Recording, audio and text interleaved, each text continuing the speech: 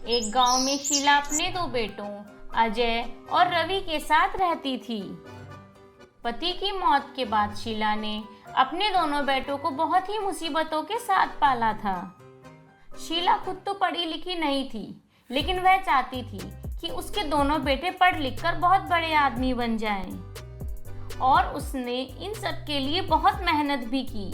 सबको संभालना उसके लिए बहुत मुश्किल था, लेकिन फिर भी उसने बहुत मेहनत की। माँ, अगर आपको मुझे आगे की पढ़ाई के लिए शहर भेजना ही नहीं था तो मुझसे इतनी मेहनत ही क्यों करवाई? बेटा, तुझे क्या लग रहा है? मुझे ये सब कहते हुए बहुत अच्छा लग रहा है। मेरी मजबूरी तो देख, सब कुछ तेरे सामने ही है। बस करो माँ, हमेशा अपने पैसों का ही तो रोना गाया है। अब जो कुछ भी करना होगा मैं खुद ही कर लूँगा, तुम्हें कुछ भी करने की जरूरत नहीं है। इतना कहकर रवि घर से बाहर जाने लगा, लेकिन तभी उसका बड़ा भाई अजय आ जाता है और वह रवि को रोकता है। कहाँ जा रहा है रवि, और तू करने क्या वाला है?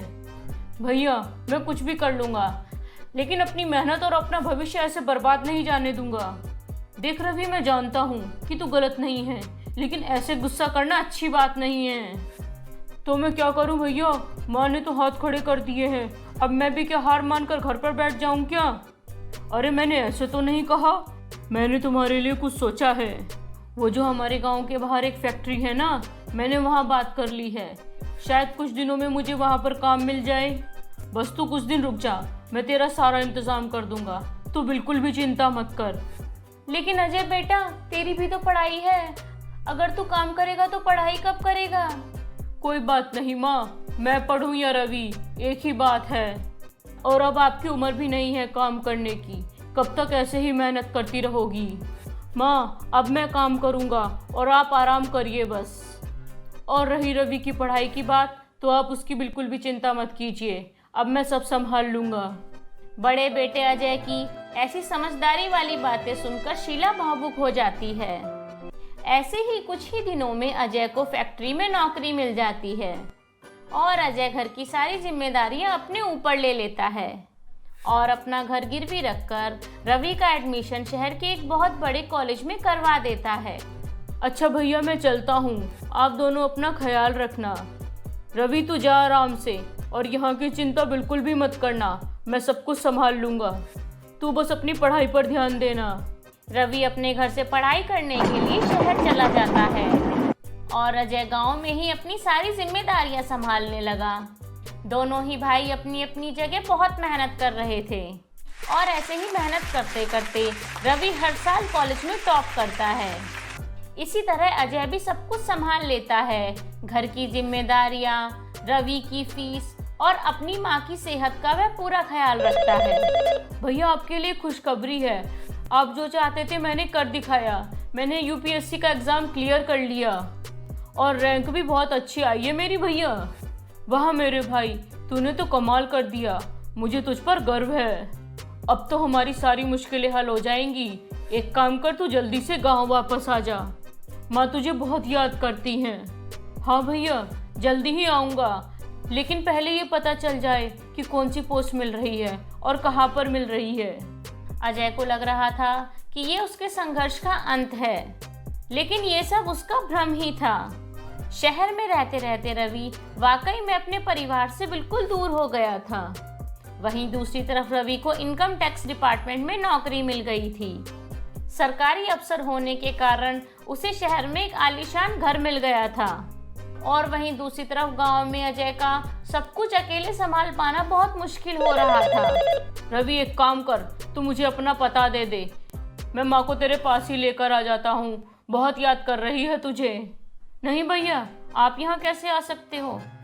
मेरा मतलब कि मैं ही आ जाऊँगा गाँव आप लोगों से मिलने के लिए। आप क्यों परेशान होते हो? नहीं नहीं रवि, माँ को मना करना ठीक नहीं है, और मेरा भी तुझसे मिलने का बहुत मन हो रहा है। मैं भी तो देखूं सरकारी अफसर बनने के बाद मेरा भाई कैसा लग रहा है। ओहो भैया, ऐसी गवारों जैसी बात मत करो आप। सरकारी नौकरी लगी है मेरी, कहीं फिल्मों में हीरो नहीं बन गया हूँ मैं, जो अब दिखने में बदल जाऊंगा। अगले हफ्ते आने की कोशिश करता हूँ मैं, आप लोग यहाँ मत आना। रवि का बर्ताव बहुत ज़्यादा खराब था, जिसका अजय को बहुत बुरा लगा था। अजय और कुछ कह पाता उससे पहले ही रवि फ़ोन काट देता है। अजय उदास मन से घर आता है और अपनी माँ को रवि के आने की बात बताता है। माँ की तबीयत खराब होते हुए भी माँ रवि के आने की तैयारियों में लग जाती है, लेकिन अजय सारी उम्मीदें छोड़ चुका था। लेकिन माँ की खुशी को देखकर अजय कुछ नहीं बोलता। कुछ दिन बाद रवि अपने गांव वापस आता है। आ गया बेटा तू, कैसा है? लगता है सरकारी अफसर बनकर अपने परिवार वालों को ही भूल गया। माँ, अगर आपको मुझे यही सब बातें सुनानी है तो मैं फिर से वापस चला जाता हूँ। अजय, देखा तूने अफसर बाबू की नाक कितनी ऊंची हो गई है। लेकिन इसकी इसमें कोई गलती नहीं है, क्योंकि ये बचपन से ही ऐसा है। चल खैर कोई नहीं, आजा, मैंने तेरी पसंद का सारा खाना बनाया है, मिलकर सब खाते हैं। नहीं माँ, खाना खाने का मेरे पास बिल्कुल भी टाइम नहीं है, मुझे बस 1-2 घंटे में ही निकलना है। ये सुनकर शीला भी हैरान हो गई थी, लेकिन जब रवि की बात का शीला ने भी कोई जवाब नहीं दिया, तब अजय बोलता है।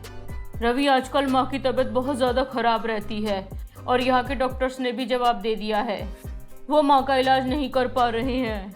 अगर शहर ले जाकर माँ का इलाज कराएं तो शायद माँ ठीक हो जाएगी। एक काम करो, तुम माँ को अपने साथ ले जाओ और शहर में ले जाकर इनका इलाज करवाओ। अरे भैया, आप कैसी बातें कर रहे हैं? आपको पता तो है शहर में इलाज कितना महंगा है, और मुझे तो माँ बिल्कुल भली चंगी लग रही है। थोड़ी बहुत दुख तकलीफ तो लगी ही रहेंगी, मुझे तो माँ बिल्कुल ठीक लग रही है। रवि, ये कैसी बातें कर रहा है तू? माँ को सांस की बीमारी है, तूने अभी तक माँ की हालत देखी नहीं है ना, इसीलिए तुझे पता नहीं है। एक बार माँ को शहर ले चल, फिर जो डॉक्टर कहेंगे वही हम करेंगे।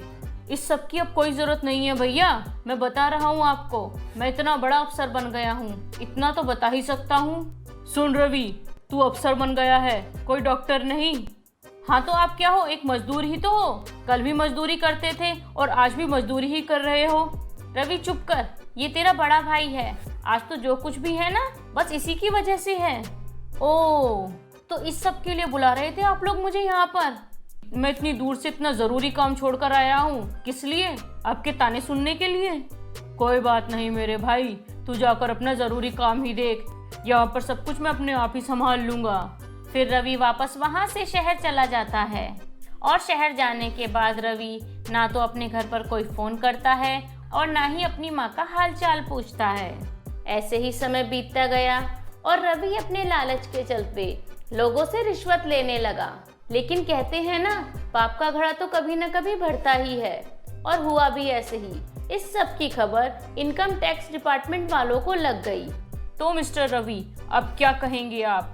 ये रिश्वत के पैसे आपके घर से मिले हैं, तो आपको हमारे साथ चलना पड़ेगा। अरे नहीं नहीं सर, ये मेरे नहीं है, मुझे शायद कोई फंसाने की कोशिश कर रहा है। हमें जो सबूत मिले हैं बिल्कुल पक्के हैं, ये रिश्वत का पैसा तुम्हारा ही है। नहीं नहीं सर, प्लीज़ मुझे माफ़ कर दीजिए, आज के बाद ऐसा नहीं होगा। मिस्टर रवि, आपने जो काम किया है वह माफ़ी के काबिल नहीं है, आपको इस पोस्ट से अभी सस्पेंड किया जाता है। अरे अरे सुनिए सर, मेरे साथ ऐसा मत कीजिए, मैं बर्बाद हो जाऊंगा, अब मैं कहाँ जाऊंगा? रवि अपनी गलती पर फूट फूट कर रोने लगता है।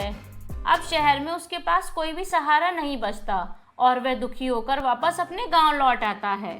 वह अपने घर वापस आकर अपने बड़े भाई के पैर छूकर माफ़ी मांगता है और अपनी माँ के बारे में पूछता है। भैया, माँ कहाँ है? कहीं दिखाई नहीं दे रही हैं। छोटे, तूने आने में बहुत देर कर दी, माँ तो अब इस दुनिया में नहीं रही। समय रहते अगर तूने माँ का इलाज शहर में करवा दिया होता तो आज माँ हमारे सामने होती। भैया, मुझसे बहुत बड़ी गलती हो गई, मुझे अपनी गलती का अफसोस है, प्लीज़ मुझे माफ़ कर दीजिए। अजय अपने भाई की ऐसी हालत को देखकर बहुत दुखी हो जाता है और वह उसे माफ़ कर देता है। इसके बाद दोनों भाई खुशी खुशी रहने लगते हैं। तो दोस्तों, कैसी लगी आपको हमारी ये कहानी? अगर कहानी अच्छी लगी हो तो कमेंट सेक्शन में कमेंट करके ज़रूर बताएं, और सुनो कहानी विद दीपिका चैनल को सब्सक्राइब करना ना भूलें। बाय बाय दोस्तों।